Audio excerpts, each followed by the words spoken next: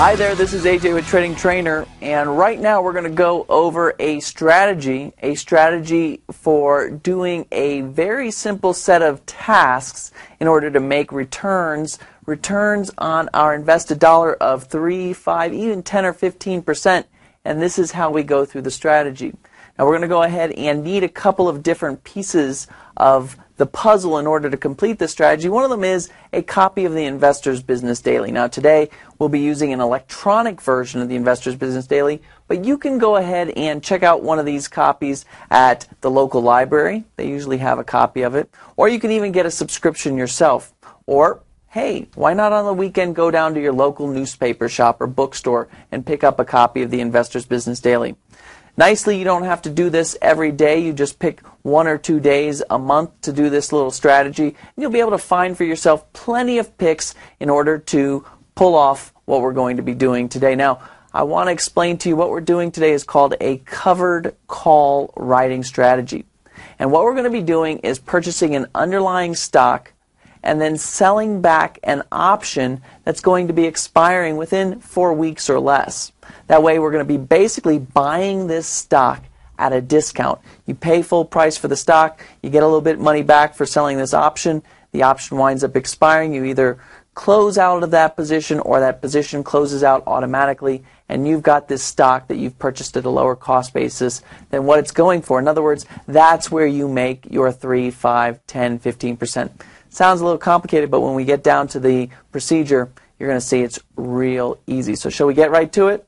Let's do it. All right, so we're going to jump in here, and the first thing you're going to do, it's a 2-step process. Step number 1, we're going to look for potential picks. We're going to look for ones where we have this slight little apparition that goes on in the markets. We're going to find those ones that are the best candidates for doing this strategy on. And then number 2, we're going to go ahead and examine those, do our due diligence before we go ahead and throw money at it. So let's start by looking for those picks.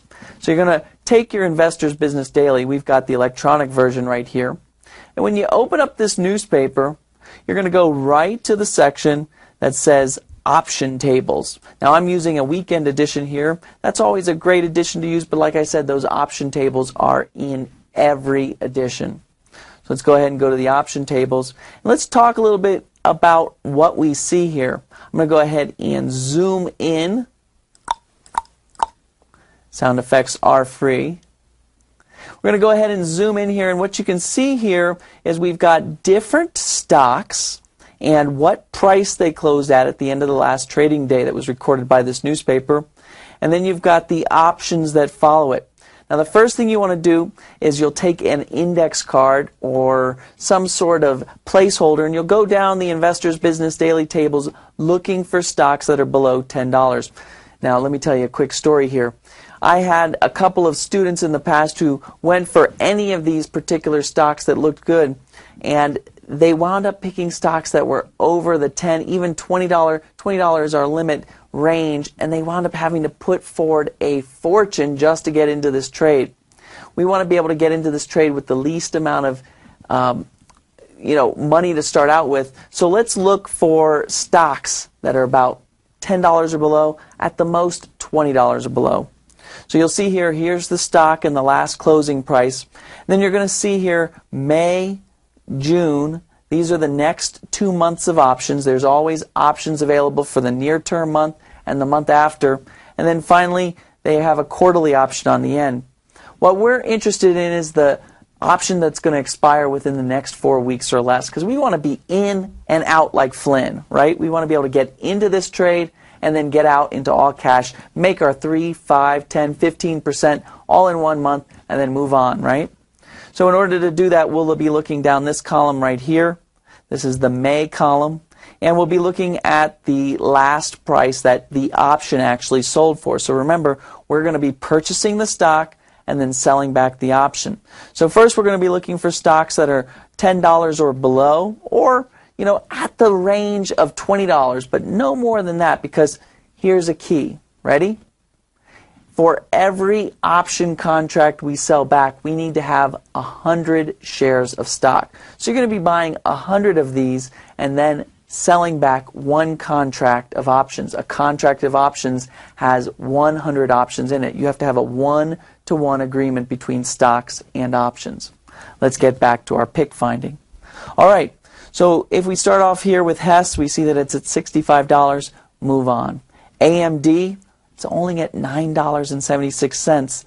The call is at $11 and it's going for 10 cents. Doesn't make sense. Here's one of the other key points.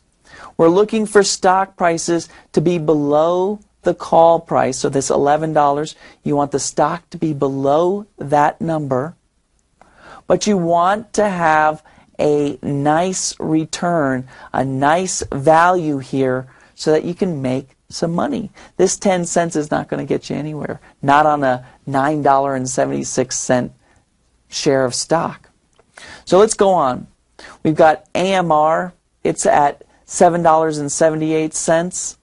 We can see here that there's the $8 call. Which one is less? $7.78 or $8? $7.78. So this works for us because we want, again, the stock to be slightly less than the call. 44 cents. Let's pull up a calculator. Now if I go ahead and take a calculator